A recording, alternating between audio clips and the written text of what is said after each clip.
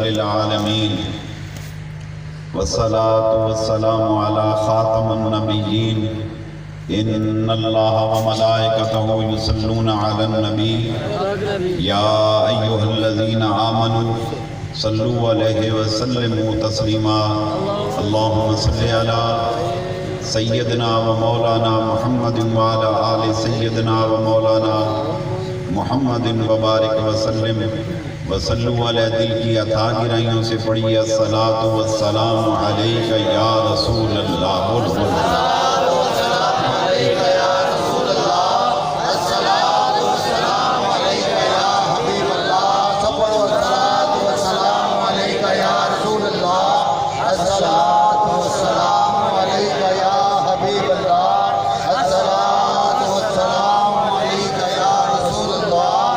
خالق کائنات نے اس پرفتن دور میں ہمیں اپنی اور اپنے حبیب علیہ الصلوۃ والسلام کے ذکر خیر کرنے اور سننے کی توفیق عطا فرمائی۔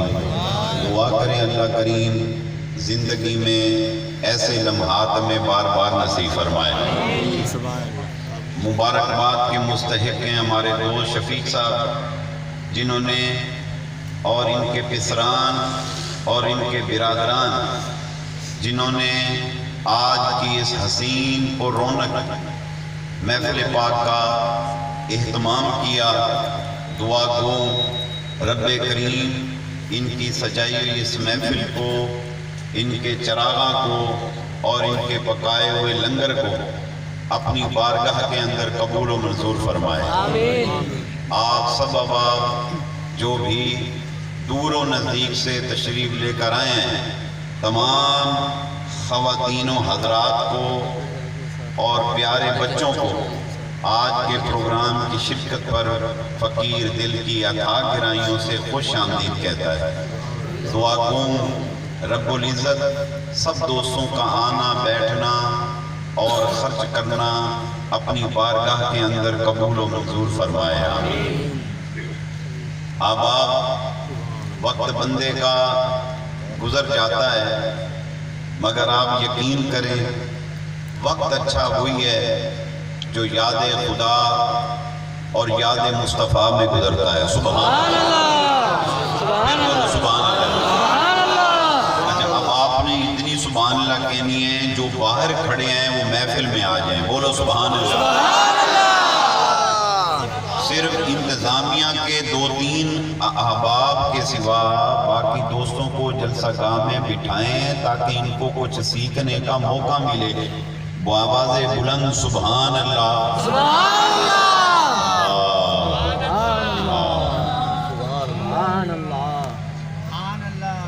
علاقوں میں آپ محافل میں شرکت کرتے رہے ہوں گے۔ بحمدہ تعالی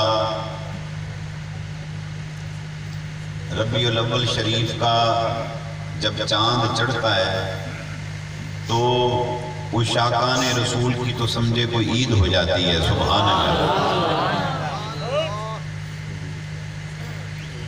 اور جگہ جگہ محافل مصطفیٰ صلی اللہ تعالیٰ علیہ وآلہ وسلم کا انعقاد ہوتا ہے، تو کہیں بڑے لیول کے پروگرام ہو رہے ہوتے ہیں تو کہیں چھوٹے لیول کے، بلکہ اس بار تو خصوصی طور پر میں نے نوٹ کیا کہ گھر گھر کے اندر چاہے انہوں نے دوستوں نے اپنے ڈرائنگ روم کے اندر محفل پاک کا انتظام کیا ہو، مگر ضرور کیا ہے۔ سبحان اللہ، اللہ۔ اور جنہوں نے ابھی تک ذکر مصطفیٰ صلی اللہ علیہ وسلم کی بزم اپنے گھر میں نہیں سجائی، تو میں دعوت دوں گا اپنے گھروں میں ضرور و ضرور ذکر مصطفیٰ صلی اللہ تعالی وسلم کی بزم سجائیں۔ اور میں ناخواں حضرات کو بھی کہوں گا کہ آپ پورا مہینہ لوگوں کے گھروں میں محفلیں کرتے رہیں، اپنے گھر بھی کیتا کرو۔ سبحان اللہ۔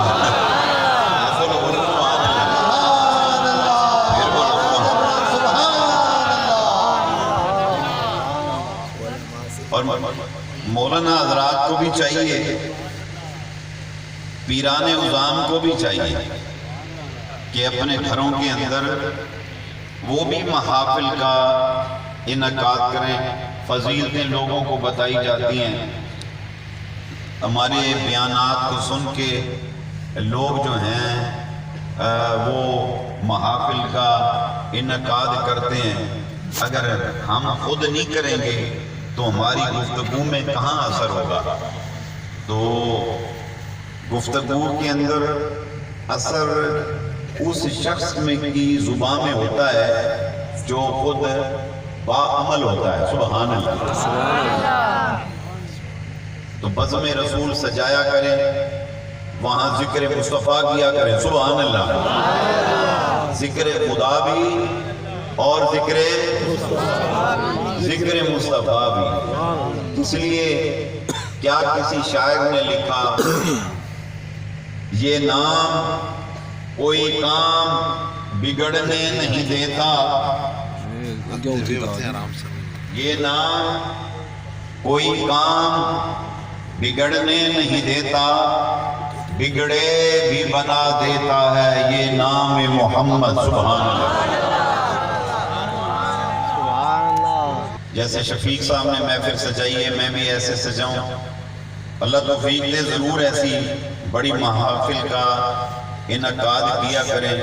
اگر آپ کو ایسی توفیق نہیں ہے تو ٹینشن ہی لینے، آپ چھوٹی سی محفل سجا رہے ہیں، گھر کے چند افراد بیٹھ جایا کریں۔ اس میں آخر گھر میں آپ کے افراد تو رہتے ہیں، ماں ہے، والد گرامی ہیں، آپ کے گھر میں آپ کی بیوی ہے، آپ کے بچے ہیں، بہن بھائی ہیں، تو اہل خانہ مل بیٹھ کر گھر کے اندر محفل پاک کا انعقاد کریں۔ اور آپ میں سے کوئی بیٹھ کر تلاوت کر دے، وہ جی ہمیں قرات کے ساتھ جیسے قاری القرآن تلاوت کرتا ہے، ہمیں تلاوت کرنی نہیں آتی، ٹینشن نہیں لینے، وہ محبتوں کو دیکھتا ہے، سور و تال نہیں دیکھتا۔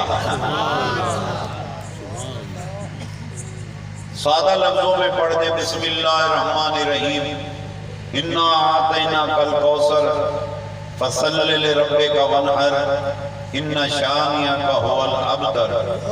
صدق اللہ مولانا العظیم۔ لو تلاوت ہو گئی آپ کی۔ سبحان اللہ۔ اتنی گل سی، اے میرے پاس پیسے ہوتے، قاری القرآ، فخر القرآ، زینت القرآ، نجد القرآ، مجد القرآ، بھئی اس کو لے کر آؤں، توفیق ہے بلا لو، نہیں ہے کوئی بات۔ گھر کے اندر اماں، بہن، بھرا، تی، رانی، نیانی، کوئی تو بیٹھا ہوئے گا یار، تو وہ پڑھ دیں، آپ کی تلاوت ہو گئی۔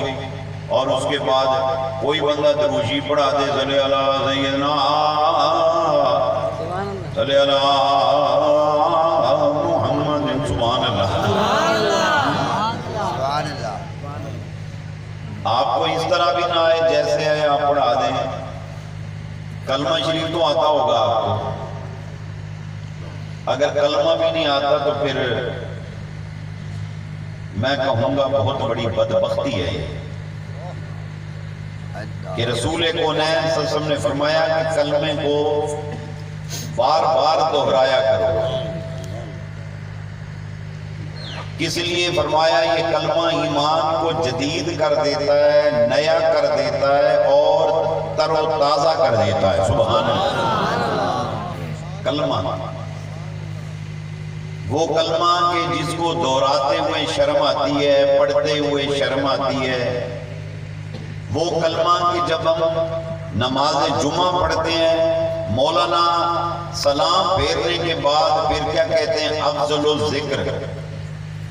اور یہ جو افضل الذکر ہے، یہ رسول اللہ صلی اللہ علیہ وسلم کی حدیث پاک ہے۔ میرے آقا نے فرمایا افضل الذکر لا الہ الا اللہ، اور فرمایا افضل الدعاء الحمدللہ۔ سبحان اللہ۔ تو یہ مولانا جیسے ہی کلمہ طیبہ کی حدیث سناتے ہیں، آدھی سے زیادہ مسجد خالی ہو جاتی ہے۔ لوگ یہ سمجھتے ہیں ایکسٹرا عمل شروع ہو گیا ہے، مولوی نے شاید کوئی اپنا کلمہ پڑھا دینا ہے۔ میرے بھائیوں، میرے بزرگوں، مولوی صاحب کی ہمت ہے کہ وہ اپنا کلمہ پڑھائے۔ 20 سال ہو گئے مولوی صاحب مسجد میں آپ کی نماز پڑھا رہے ہیں، تو جماعت جب مولوی صاحب کراتے ہیں نماز فجر کے 2 فرض، ظہر کے 4 فرض، عصر کے 4 فرض، مغرب کے 3 فرض، عشاء کے بولو عشاء کے 4 فرض۔ آپ کے علاقے کی مسجدوں کے مولانا حضرات میری طرف دیکھنا، وہ چاہے مسجد کا امام جو ہے وہ کسی کی مسجد ہے، ادھر دیکھیں مسجد اللہ کا گھر ہے، مسجد اللہ کا گھر ہے، چاہے ادھر دیکھنا ہاتھ یہاں باندھیں، چاہے یہاں باندھنے والے ہوں، چاہے یہاں باندھنے والے ہوں، چاہے یوں رکھ کے پڑھنے والے ہوں یا یوں رکھ کے پڑھنے والے ہوں، فجر کے 2، ظہر کے 4، عصر کے 4، مغرب کے 3، عشاء کے 4 فرض مولوی صاحب 40 سال ہو گئے نماز پڑھا رہے ہیں اور اسی طرح پڑھاتے ہیں۔ کبھی ایسا نہیں اتفاق ہوا کہ آج مولوی صاحب آئے ہیں لہر میں، لہر میں آ کے مولوی صاحب نے کہا پاجی اج تواڈا مولوی بڑی لہرے چھے، اچھا آج 2 نہیں پڑھنے ہم نے، فجر کے 4 پڑھیں گے، آج تواڈا مولوی لہرے چھے، آج مغرب کے 4 پڑھیں گے، 3 نہیں پڑھنے۔ باجی آج میرے بڑی جلدی ہے، مجھے بہت جلدی ہے، مولوی صاحب کہہ رہے ہیں۔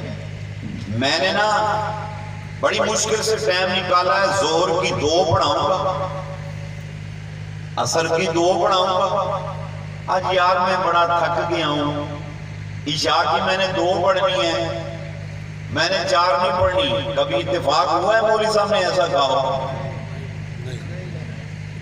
آپ کو ایک عرصہ ہو گیا نماز پڑھتے ہیں، اکثر آپ میں سے ریگولر نمازی نہیں بیٹھے۔ میں